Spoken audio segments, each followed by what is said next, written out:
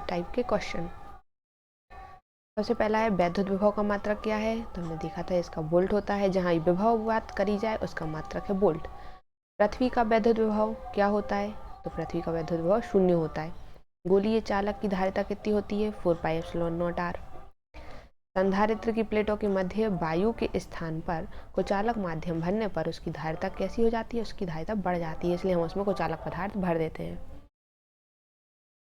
फिर दो संधारित्रों को श्रेणी क्रम में जोड़ने पर प्रत्येक संधारित्र पर समान क्या हो जाता है, अगर हम उसको लाइन से जोड़ देते हैं तो आवेश, और असमान क्या हो जाता है, अलग अलग क्या हो जाता है, विभव। फिर है कुछ क्वेश्चन। समविभव पृष्ठ ये हम पढ़ चुके हैं। ये थोड़े बहुत ये आते हैं, कारण बताओ। सूखे बालों में कंघी घुमाने के बाद वह कागज के टुकड़ों को आकर्षित कर लेती है, ऐसा क्यों होता है, क्योंकि घर्षण के कारण कंघी आवेशित हो जाती है। साधारण रबड़ विद्युत रोधी है, परंतु वायुयान के विशेष रबड़ के पहिए उन्हें हल्के चालक बनाए जाते हैं, ऐसा क्यों। तो वायुयान जब भूमि पर उतरता है तो क्या होता है, उसमें घर्षण होता है, घर्षण से उसमें आवेशित हो जाता है वो। तो आवेश जो है वो टायर के चालक इसलिए बनाए जाते हैं कि आवेश पृथ्वी पर चला जाए।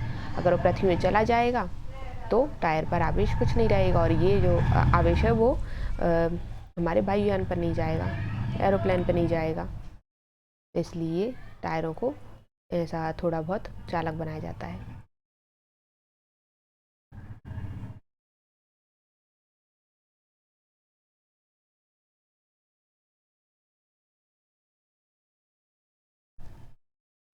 जो वाहन ज्वलनशील पदार्थ ले जाते हैं उनकी धातु की रस्सियां वाहन के गतिमान होने पर धरती को छूती है, क्यों, क्योंकि उसमें भी चालक यही है, क्योंकि जैसे जमीन और टायर के बीच में क्या होगा, घर्षण होगा, घर्षण से आवेशित हो जाएंगे टायर। अब क्या होगा कि जो टायर पे जो आवेश है उसको हम क्या करेंगे, ज़मीन तक ले जाना है, इसलिए हम यहाँ पर एक जो धातु की रस्सियाँ होती हैं, चैन जैसी होती हैं, तो उनको हम वहाँ पर ज़मीन से टकराते रहते हैं, जैसे कि उसमें जो आवेश है वो वापस से ज़मीन में चला जाए और वाहन जो है वो सुरक्षित रहे।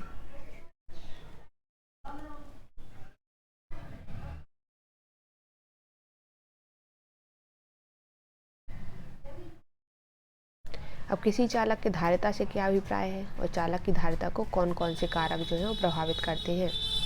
तो चालक की धारिता होती क्या है, तो किसी चालक के विभव में 1 वोल्ट वृद्धि करने के लिए आवश्यक जो आवेश की मात्रा है उसे उस चालक की विद्युत धारिता कहते हैं, बस 1 वोल्ट बढ़ाने के लिए। और इसे हम सी से प्रदर्शित करते हैं, सी बराबर Q अपन भी होता है, ये भी हमने देख लिया है, इसका मात्रक जो है फैरेड है।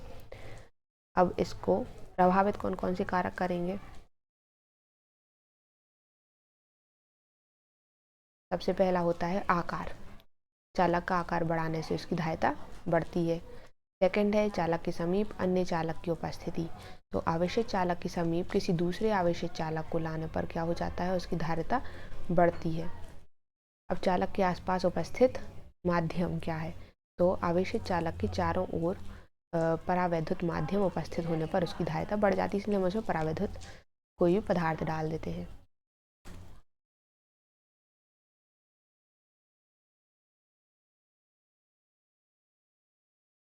अभी हमने निकाला था, Q निकाल लिया था, V निकाला था और U भी निकाले था। अब हम यहाँ निकाल रहे हैं कि धारिता क्या होगी।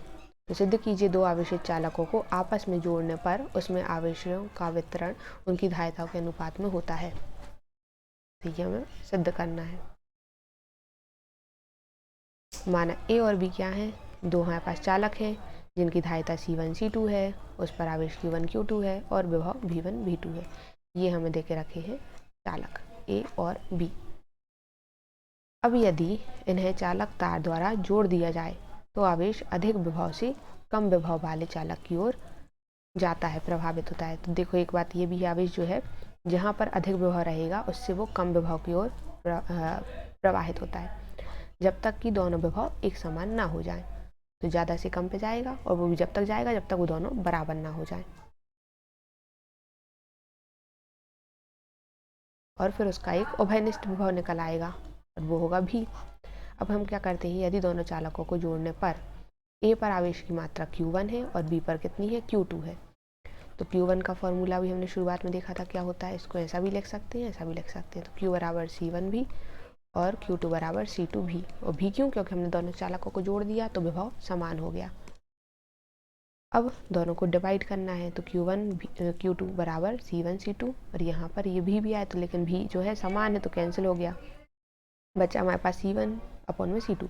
तो दो आवेशित चालकों को जोड़ने पर उनमें आवेश का वितरण उनकी धारिताओं के अनुपात में होता है। अगर हम जो दोनों को जोड़ दें तो आवेश का अनुपात और उनकी धारिताओं का अनुपात दोनों बराबर होंगे।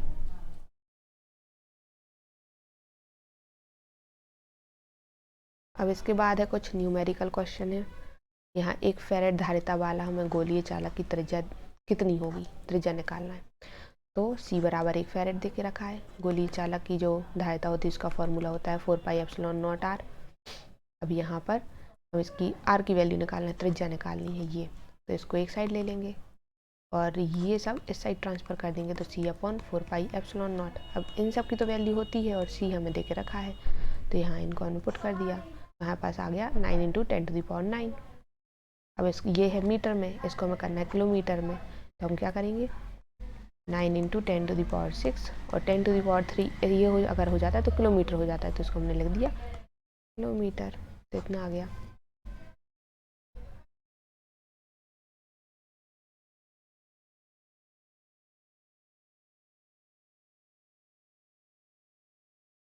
अगला 10 सेंटीमीटर त्रिज्या का, मतलब R दे के रखा है कि एक गोले को 4 माइक्रो कूलम का आवेश दिया जाता है। अब निम्न की गणना कीजिए। क्या क्या निकालना है? चालक की धारिता और चालक का विभव हमें निकालना है, C और V, और हमें R दे के रखा है, Q दे के रखा है। सबसे पहले धारिता के लिए फॉर्मूला क्या होता है? C बराबर 4πε0r। बस सिर्फ R की वैल्यू रखेंगे और हमारे पास धारिता आ जाएगी। तो यहाँ से इसकी वैल्यू होती है 9 × 10⁹। हमने पढ़ा है कूलम लॉ में, इसकी वैल्यू होती है 9 × 10⁹। तो अगर हम इसका उल्टा निकालेंगे 4πε0, तो इसकी वैल्यू क्या हो जाएगी 1/9 × 10⁹। तो यहाँ उसको रख दिया और यहाँ पर उसकी त्रिज्या रख दी। अब जब हम दोनों को सॉल्व करा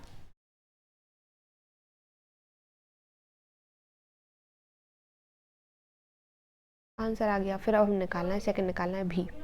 तो V बराबर क्या होता है Q/C। अब यहाँ पर हमें Q की वैल्यू भी दे के रखी है और C की वैल्यू अब भी हमने निकाली है, तो हम दोनों को रख देंगे, तो यहाँ पर आंसर आ जाएगा 3.6 × 10⁵ वोल्ट।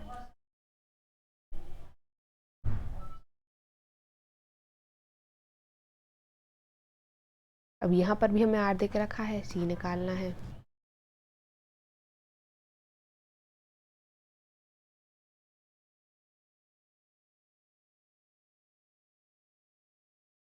अब इस क्वेश्चन में हमें क्या दे के रखा है? Q दे के रखा है और हमें V भी दे के रखा है और हमें C निकालना है। तो C का फॉर्मूला क्या होता है? Q/V। दोनों की वैल्यू को हम पुट कर देंगे, आंसर आ जाएगा फैरेड में।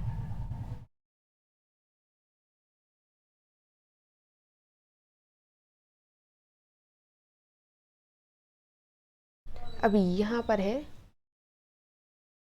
प्रत्येक 9 पिकोफैरेड के 3 संधारित्र श्रेणी क्रम में लगे हुए हैं। तो यहाँ पर 3 हमने ले लिए 9 के संधारित्र, और क्या है श्रेणी क्रम में लगे। तो श्रेणी क्रम का फॉर्मूला क्या होता है? 1/C बराबर 1/C1 + 1/C2 + 1/C3। अब यहाँ पर हमने इन सब की वैल्यू रख दी, तो हमारे पास टोटल आ गया कि आखिर कैपेसिटेंस है कितना इसका, तो ये आ गया 3। अब हमें निकालना है इसके आगे कि यह संयोजन 120 वोल्ट के स्रोत के साथ जोड़ा गया है। तो V की वैल्यू 120 वोल्ट दे के रखी है। अब प्रत्येक संधारित्र को की जो प्लेट है उनके मध्य विभवांतर कितना होगा, तो ये हमें विभवांतर निकालना है।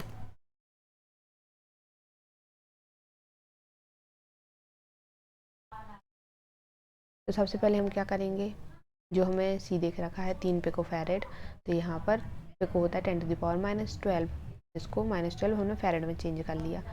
अब आ जाते हैं Q बराबर क्या होता है CV। तो C की वैल्यू हमारे पास यहाँ से है और ये V की वैल्यू 120 ये है, हमारे पास चार्ज भी निकल आया। अब हमें चार्ज के बाद निकालना है कि विभव में अंतर कितना है। तो V बराबर क्या होता है Q/C। तो यहाँ Q रखा, यहाँ C रखा, तो आ गया 40, मतलब 40 वोल्ट का इन सब में अंतर है।